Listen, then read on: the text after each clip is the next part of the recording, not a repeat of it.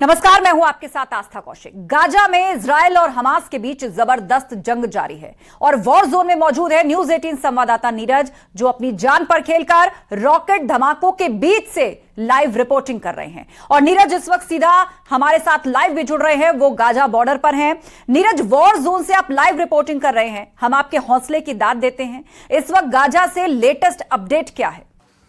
देखिए, हमास बहुत दिनों से इस कोशिश में था कि कैसे आयरन डोम सिस्टम को तोड़ा जाए, उसकी कमजोरियों को पकड़ के इजराइल के शहरों पर हमले किए जाए। 7 अक्टूबर को 20 मिनट में 5000 मिसाइल दाग के हमास ने ऐसा ही किया, क्योंकि आयरन डोम सिस्टम जो है वो 5000 मिसाइल को इंटरसेप्ट नहीं कर पाया और उनमें से ज्यादातर मिसाइल इजराइल की शहरों में गिरे, उनकी इमारतों पर गिरे। इजराइल दावा करता है कि उसके आयरन डोम का सक्सेस रेट जो अब तक रहा है वो 95% रहा है, और ये सच भी है।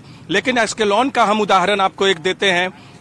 600 कुल दागे गए मिसाइल, जिसमें से 220 या तो अपने टारगेट पे गए या जमीन पे गिरे, यानी 33% के आसपास जो एस्केलॉन पर मिसाइल दागे गए थे वो जमीन पे गिरे या इमारत पे गिरे। तो कहीं ना कहीं आयरन डोम में आने वाले दिनों में इजराइल जरूर ये कोशिश करेगा कि उसको अपग्रेड करे। हालांकि पिछले सालों में भी लगातार अपग्रेड करता रहा है अपने आयरन डोम सिस्टम को इजराइल।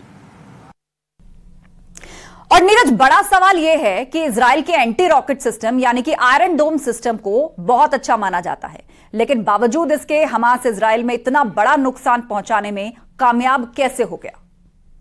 देखिए, बिल्कुल पिछले 5 से 6 दिनों से हम लगातार गाजा बॉर्डर पे हैं, गाजा और इजराइल बॉर्डर पे हैं, और हर तरफ जो स्थिति हमें दिख रही है, कुछ रास्ते बंद हो रहे हैं, कुछ रास्तों पर जब आप चलते हैं तो आपकी गाड़ियों को रोक के तोप, बख्तरबंद गाड़ियां, दूसरी गाड़ियों को पार कराया जाता है।